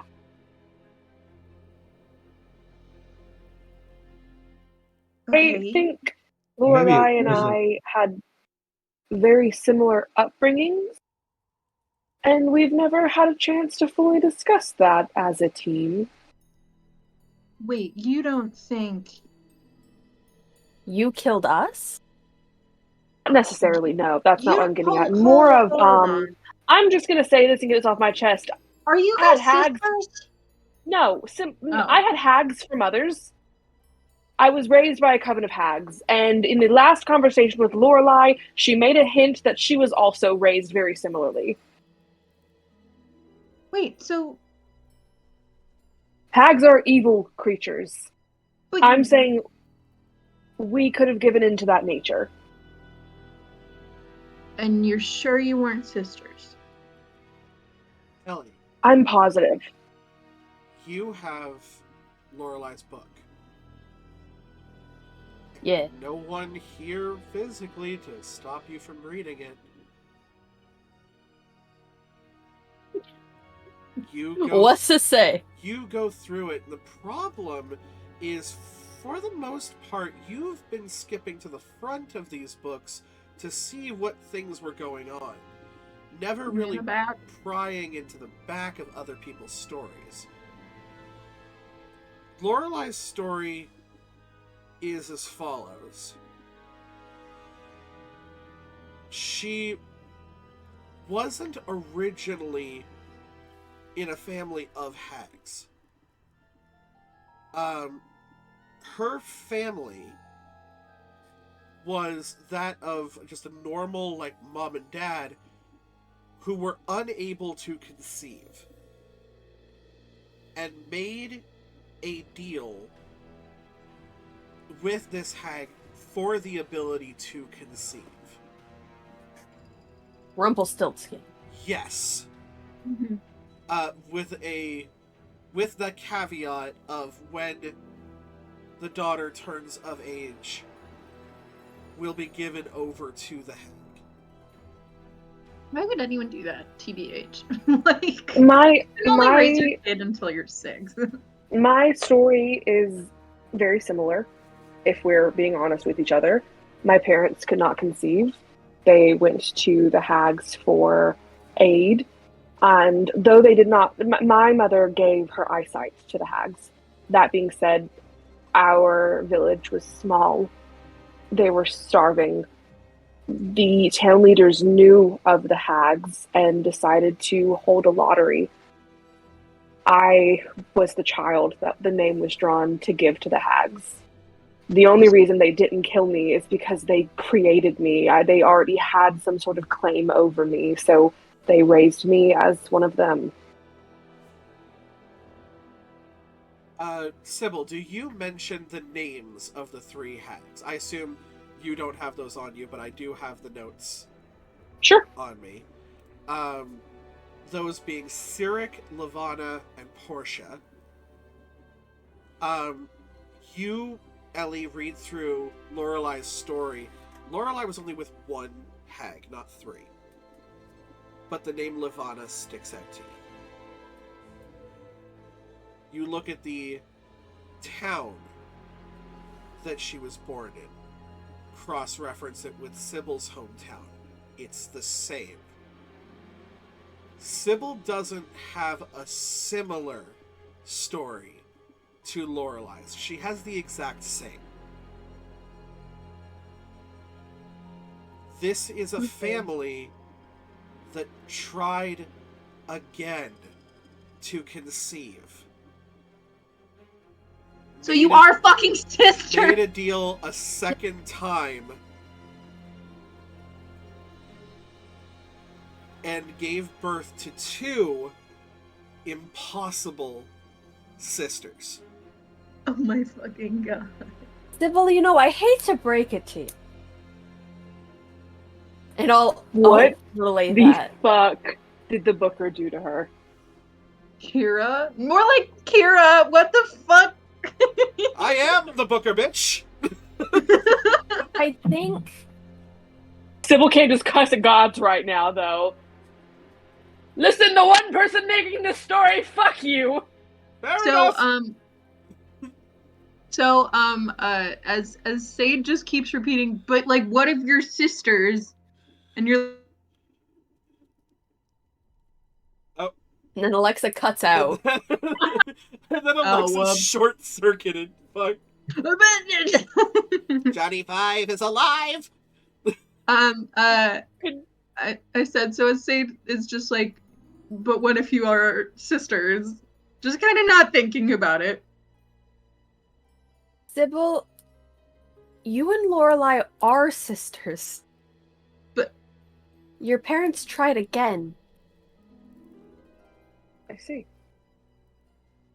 Wait, hold on. And she rips the book from Ellie's hands. Just kind of flips back.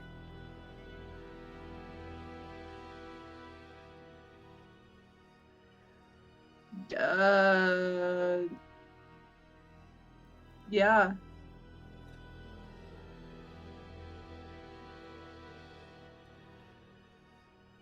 I don't know what to say.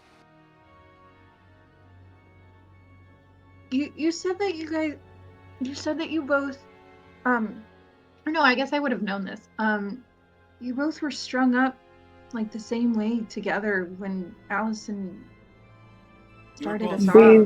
We were trapped together. I don't know if she knew. I know I certainly didn't. Maybe you both learning was kind of your tipping point last time? Hell, maybe Lorelai found out somehow, and that's why she ran off. You figure that at some point, one or both of you must have found out in order to give yourselves the name the Impossible Sisters. Oh, well, right. That definitely. I but think I just the mean last just time. now. We really won't know what caused Lorelai to run until we talk to her.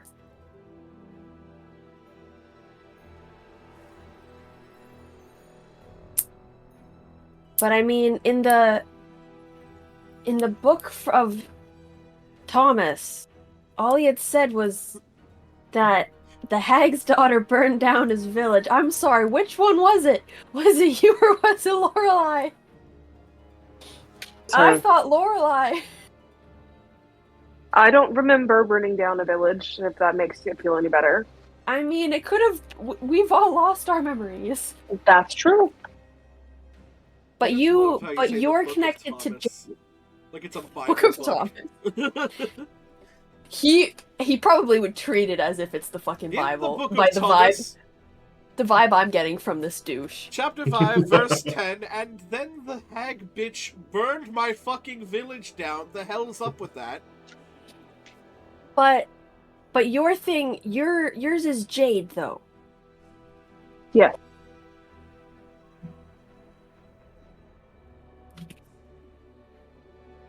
So you did not burn down the village. To my recollection. It sounds like something I could have done, but I don't remember doing it, so...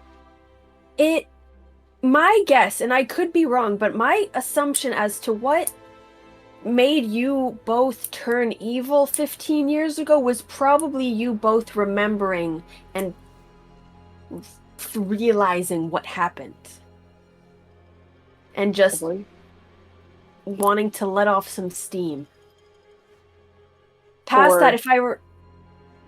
The ultimate goal would have been to ascend to become hags ourselves. And how does that happen? A ritual, essentially. A few requirements from that, and you give yourself over. Well, on that note, if I remember correctly, Allison had said there's kind of only 2 ways out of this, and I guess for you there's 3. There's either we somehow get resurrected and get back on the above, we find peace, and we just kind of go to the afterlife. Okay, no, you got 4. You either just fucking die, or I guess for you, you turn into a hag. I just somehow split my fidget.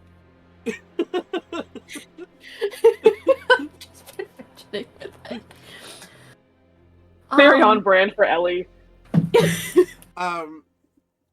It kind of occurs to all of you at this point. You are currently, in terms of a timeline, standing at the change point. You are as far as your previous selves have ever made it. There's more of you than there was last time, because all 4 of you are in the tournament instead of just 2 out of 5. You now know the information that may or may not have caused you to give in to your evil side. This is the nexus point that you're standing in. This is the choice. You look around at your people and you realize that whether or not you make this decision right now, you're making the decision right now. What decision? The decision to give into that feral nature, that unknown, that frustration, that rage, the uncertainty, and in some cases, the certainty of who you are, what you may or may not have done. Yes? You're giving into the nature or the nurture of it. Are you going to be good or are you going to be bad? Yeah. Because of how you were raised. But why The is hand you were dealt. What decision do we have to make? Which are you going to give What into? you give You gonna Yeah. be good or you gonna be evil? But we already made that decision. Well, no, because we learned that they survived up until a certain point last time because they gave into the bad. Yeah. And, I mean, you go ahead and tell me, Alexa, as a player, the things that you've done so far that have been good, have they been done because they are good or because they are necessary? So that's the thing. She's mainly done things that have been necessary. There have been times where she's been kind and thoughtful, but in all honesty, you guys, this is me posing this to the players just to put a little bit of doubt in there. But you guys don't know if that's her true nature or not. We don't know if it's the true nature of any of us. You don't No. Honestly, right now, you look around and you realize the capacity for each person in this room to be incredibly evil, Mm-hmm. to be incredibly toxic and dangerous and even deadly. And to put your trust in these people is to almost go in with blind faith. You do this, you're hitching your ride to these people. Those options that Ellie came up with, they really circled down to redemption or death at that point. I wasn't here for the options. Can someone? It's basically all I had said, or all she had said, was that there's really only 3 ways out of this. Mm-hmm. Death, you get resurrection, or you find peace and you go to the afterlife. Yeah. Or you could turn into a hag. Or you could turn into a hag.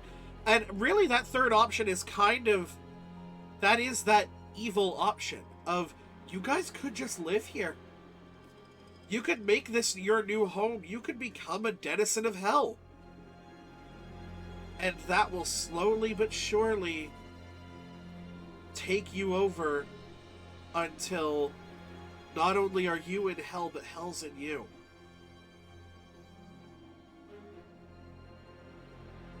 It's safe. Ish. It's cozy. It's the path of least resistance. But what do you choose? I know what Sadie'll do. Giving in to that nature obviously won me the tournament, but lost the war. If you all don't mind, I think I'm gonna go grieve the sister I never got to know. I need to leave. She just escape. She runs off. I think there's a moment where you all need to kind of have your own personal space. You know you'll see each other again.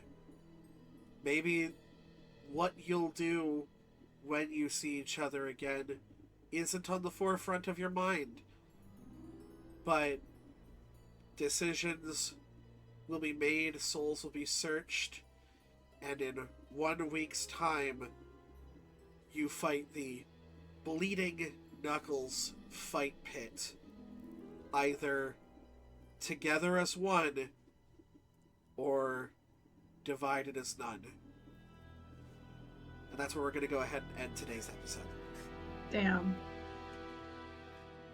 Oh, Damn. Oh Damn my it. god. Damn What a it, Tim. session. What a fucking whirlwind. Oh. Got him. I had a suspicion that the Impossible Sisters included one of us, but I didn't think it was gonna be two of us. Look, I have so much to talk about when the cameras are off, and I'm sure you guys do too, and I'm sure a lot of it is going to start with "fuck you." It will. Yes. Yeah, no, that's Spoiler alert. entirely fair. And so, with that, I will go ahead and end off today by saying, if you guys liked what you saw, please consider hitting that follow button. You'll be notified about when we go live. And if you're watching this later on over on youtube.com/CampfireStoriesRPG, go ahead and hit that subscribe button, turn that bell notification on, so you'll always be notified about when videos go up. But Like, comment, let us know what you think. engage with the algorithm, it really does help. But until next time, we will see all of you by the firelight.